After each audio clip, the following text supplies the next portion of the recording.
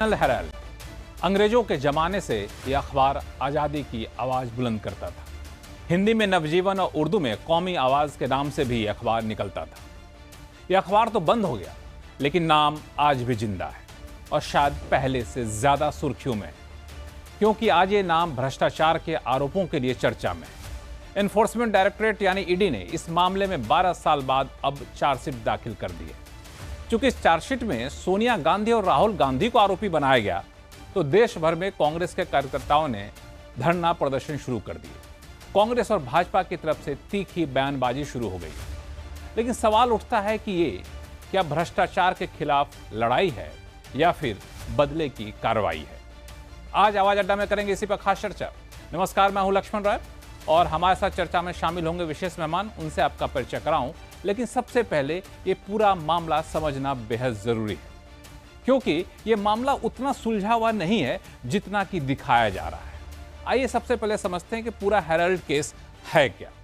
ये जो Herald case है उसका नाता रिश्ता 1938 से जुड़ा हुआ है, जब नेशनल हेराल्ड नाम से एक अखबार शुरू किया गया था। यह अखबार आज़ादी के समय में स्वतंत्रता सेनानियों की आवाज़ बुलंद करता था और उस अखबार को शुरू करने वाले थे पंडित जवाहरलाल नेहरू, जिन्होंने इसकी स्थापना की थी। लेकिन इसका मालिकाना हक जो है एक कंपनी के पास था। उस कंपनी का नाम है एसोसिएट जर्नल्स लिमिटेड यानी एजेएल।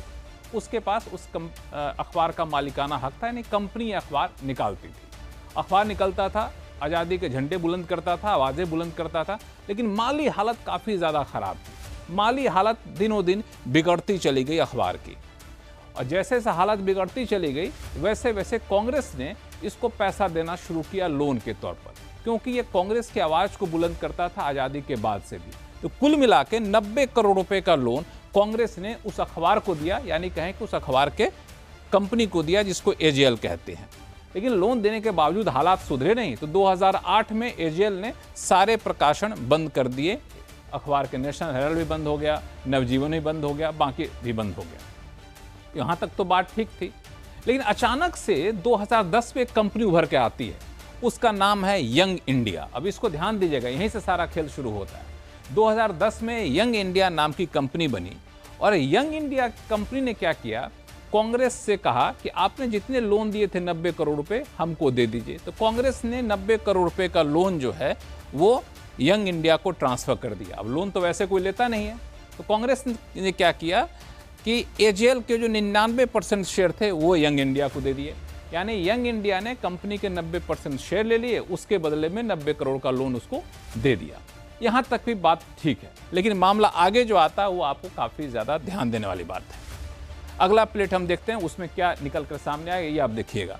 दरअसल यंग इंडिया जो है 2010 में इसकी स्थापना की गई थी। वही यंग इंडिया जिसने लोन खरीदा शेयर लेकर के, और उसकी स्थापना 5 लाख रुपए की पूंजी लगाकर की गई थी। यहाँ तक भी कोई दिक्कत नहीं थी। लेकिन उस यंग इंडिया में अब आप पूछेंगे सोनिया गांधी और राहुल गांधी के खिलाफ क्यों चार्जशीट है, तो यहाँ से मामला उठता है। यंग इंडिया में 38% शेयर जो है हिस्सेदारी सोनिया गांधी की है। उसी यंग इंडिया में 38% हिस्सेदारी राहुल गांधी की है, और उसी यंग इंडिया में 2 और लोग हैं जिनकी हिस्सेदारी है, मोतीलाल वोरा, ऑस्कर फर्नांडिस समेत कुछ और लोग, जिनकी कुल हिस्सेदारी 24% बनती है।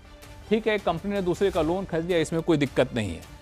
अब इसमें आरोप धोखाधड़ी के जो लगते हैं वो ये है कि एजेएल की 5000 करोड़ रुपए की संपत्ति, जो अखबार था उसकी संपत्ति जो थी इस कंपनी की करीब 5000 करोड़ रुपए मौजूदा कीमत है, सिर्फ 50 लाख रुपए में यंग इंडिया को ट्रांसफर कर दी गई। यहीं से सारा मामला उठता है, जिसको सुब्रमण्यम स्वामी काफ़ी जोर जोर से उठाते हैं। एजेएल एक पब्लिक लिमिटेड कंपनी थी। धोखाधड़ी का आरोप ये भी है कि पब्लिक लिमिटेड कंपनी थी और उसमें कई सारे निवेशक थे, 5000 से ज़्यादा स्वतंत्रता सेनानी थे। अन्य निवेशकों ने इसमें पैसा लगाया था, लेकिन जब ये शेयर ट्रांसफर किए गए तो फिर शेयर होल्डर की सहमति नहीं ली गई। तो शेयर होल्डर की सहमति के बिना शेयर ट्रांसफर करना गलत है। कई लोगों ने इसके खिलाफ यहाँ पे आवाज़ भी उठाई, और जैसे कि शांति भूषण, मार्कंडेय काटजू जैसे लोगों ने दावा किया कि हम भी शेयर होल्डर थे, लेकिन हमसे पूछा नहीं गया और फिर ये सारा कुछ जो है सो हमारे शेयर को ट्रांसफर कर दिया गया। दूसरा कि यंग इंडिया एक नॉन प्रॉफिट कंपनी थी, तो नॉन प्रॉफिट कंपनी व्यावसायिक काम कैसे कर सकती है, ये भी एक इसका आरोप काफ़ी ज़्यादा लगाया जा रहा है। कमर्शियल गतिविधियों में इसका इस्तेमाल क्यों किया गया। तो ये सारा मामला था और इस मामले के बाद ईडी ने इसकी कार्रवाई शुरू की। इस पर काफ़ी ज़्यादा बयानबाजी शुरू हो गई। इस पर मैं आपके पास आऊँगा, डिटेल में समझाऊंगा चर्चा के दौरान। लेकिन जिस तरह की बयानबाजी आई, आइए समझते हैं। देखिए पहले वो हल्ला हंगामा और बयानबाजी क्या थी, उसके बाद फिर मैं चर्चा करूंगा अपने मेहमानों के साथ। कांग्रेस पार्टी बहुत परेशान है, देश भर में धरना देने की बात कर रही है। धरना देने का अधिकार उनका है, लेकिन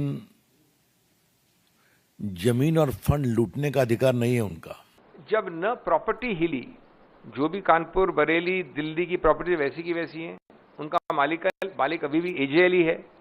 सिर्फ एजेएल की शेयर होल्डिंग अब 99% यंग इंडिया की है और यंग इंडिया में बैठे हैं 3-4 डायरेक्टर्स जिनको कोई डिविडेंड भी नहीं मिलता है। तो कौन सी मनी लॉन्ड्रिंग?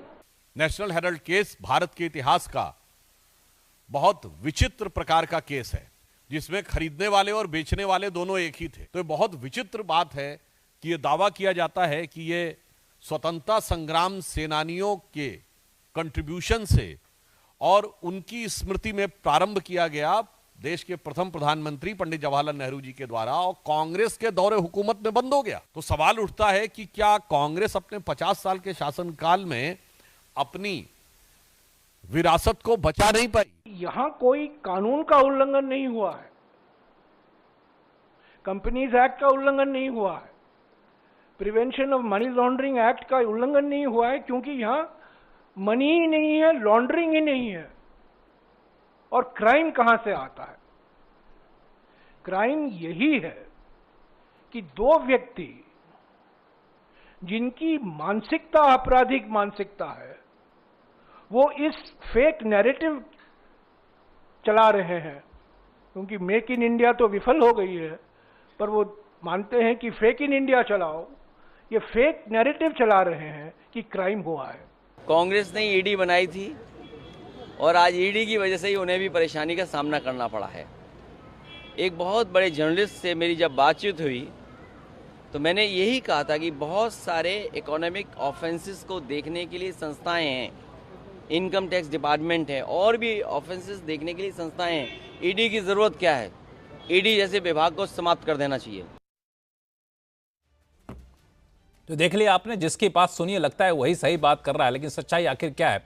आज आवाज अड्डा में इसी पर चर्चा करने के लिए हमारे साथ विशेष मेहमान जुड़े हैं। बीजेपी के प्रवक्ता हैं विजय शर्मा जी, कांग्रेस के प्रवक्ता हैं महिमा सिंह जी, सत्येंद्र के फाउंडर हैं आशुतोष जी, और वरिष्ठ पत्रकार हर्षवर्धन त्रिपाठी जी हमारे साथ जुड़ चुके हैं। आप सभी मेहमानों का बहुत बहुत स्वागत है। इस बीच हमारे साथ जुड़ रहे हैं सुब्रमण्यम स्वामी साहब, जो विशेष मेहमान इस शो के। उन्होंने इस पूरे मामले को उठाया था 2011-12 में। तो सबसे पहले उनसे बात करते हैं, फिर आप लोगों के पास आऊंगा मैं। सुब्रमण्यम स्वामी साहब, आज तो आप बेहद खुश होंगे कि अब ईडी ने आखिरकार देर से ही सही चार्जशीट यहां पे जारी कर दी है। चूंकि ये मामला पूरा आपने उठाया था, तो आपको इसमें घोटाला कहां नजर आया?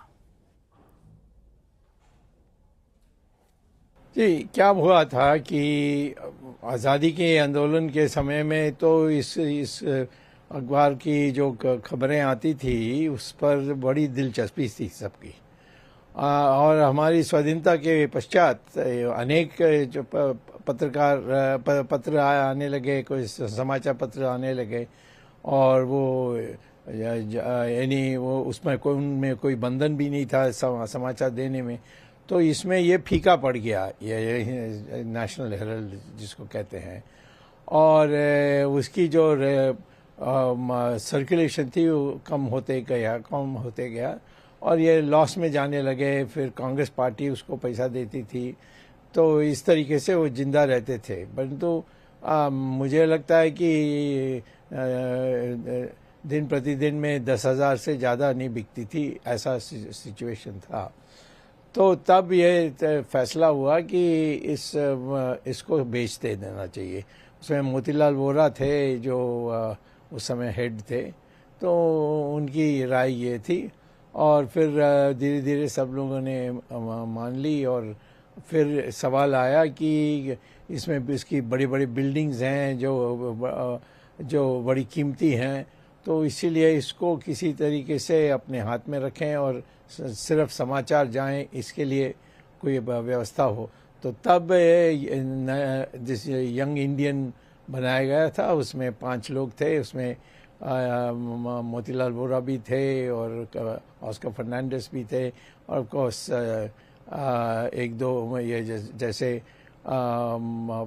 जो एक अमेरिका में उनका एक था, ऐसे लोग थे। परंतु मूलतः जो शेयर्स थे वो सारा सोनिया गांधी और राहुल गांधी के पास थे।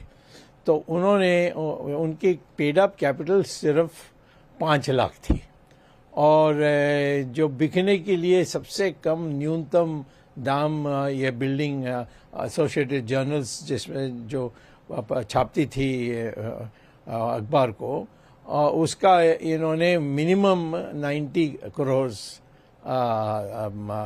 लगाया था। वैसे उसकी मेरी राय में कीमती 5,000 करोड़ होगी। तो लेकिन इन्होंने इसको 90 करोड़ करके बेचने के लिए जो भी अप्लाई किया उनमें ऐसे कंडीशंस लगाए कि वो आ नहीं सके, या उनको धमकाया, उनको बाहर कर दिया। तो उसके बाद जो सोनिया गांधी राहुल गांधी की कंपनी थी यंग इंडियन, उन्होंने उसको लेने के लिए कर्जा ली हवाला से, और उस कर्जा के आधार पर और न्यूनतम दाम लगा करके कुछ 90 करोड़ ऐसा कुछ उसको लगा करके इन्होंने उसको खरीदा। उसमें कांग्रेस पार्टी की भी योगदान थी, क्योंकि कांग्रेस पार्टी के जो कर्जा पड़ी हुई थी उस सबको कांग्रेस पार्टी ने इन्हें ख़त्म कर दिया था, तो इनके पक्ष में।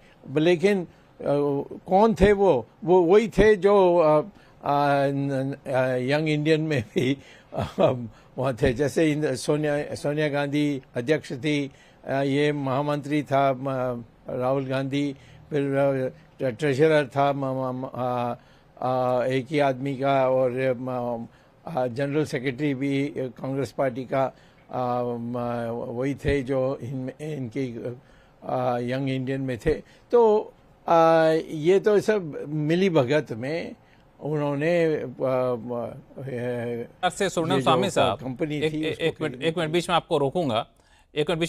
तो ये जो 50 लाख रुपए दे करके 5,000 करोड़ रुपए की संपत्ति खरीदा जाना है, उस वक्त 2,000 रुपए कीमत के खरीदा जाना, आपको लगता है यही घोटाला था और पैसे जुटाए गए हवाला के जरिए जुटाए गए? क्या आप ये कहना चाहते हैं?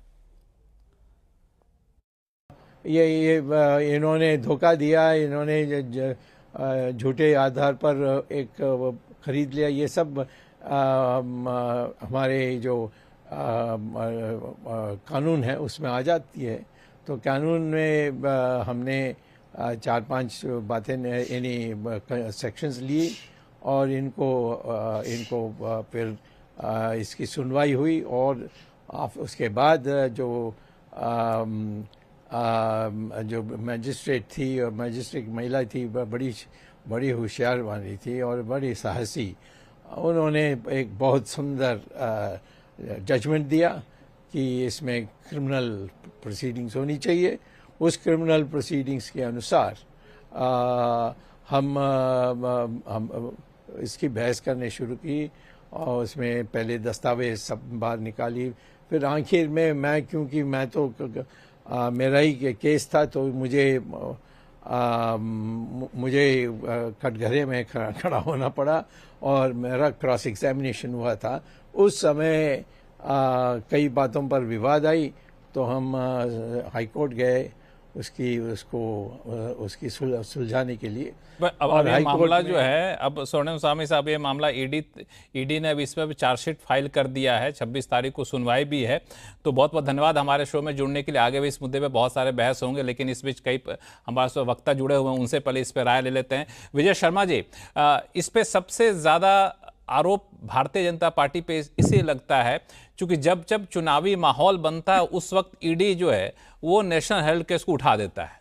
इतने साल बाद अब जाकर के चार्जशीट फाइल किया जा रहा है, और ऐसे समय में कुछ दिन पहले हमने देखा कि लालू यादव, उनके परिवार को सम्मन किया गया पूछताछ के लिए, अब कांग्रेस को घेरा जा रहा है। तो ये आरोप लगना स्वाभाविक है भाजपा के ऊपर। लक्ष्मण राय जी, अब आप मुझे बताइए, देश में कौन सा इलेक्शन है? मुझे तो नहीं लगता। बिहार में तो कई महीने बाद है, तो ये तो आरोप ही अपना माहौल तो अभी से बन गया। नहीं, देखिए, तो ऐसा 5 साल में कौन सा समय है, कौन सा साल है जिसमें इलेक्शन नहीं होता है देश में? तो फिर तो जांच एजेंसियों को बैठ जाना चाहिए अनंत काल के लिए, क्योंकि कोई ऐसा वर्ष मुझे एक बता दीजिए जिसमें किसी न किसी राज्य में इलेक्शन ना हो, लोकसभा का इलेक्शन ना हो। तो ये मुझे लगता है, इस बात से मैं सहमत नहीं हूं। और सुब्रमण्यम स्वामी जी ने बड़ी तथ्य की बातें, बड़ी अच्छी बातें बताई है कि हवाला के जरिए भी इसमें पैसा आया हुआ, और ये लोग कांग्रेस के, मतलब एक सिंपल भाषा में समझते हैं, जो हमारे दर्शक भी समझे कि सोनिया गांधी जी और राहुल गांधी जी सुप्रीम कोर्ट तक जाते हैं क्वाशिंग में, पहले हाई कोर्ट जाते हैं, फिर सुप्रीम कोर्ट जाते हैं, उनको कुछ नहीं मिलता, निराशा मिलती है।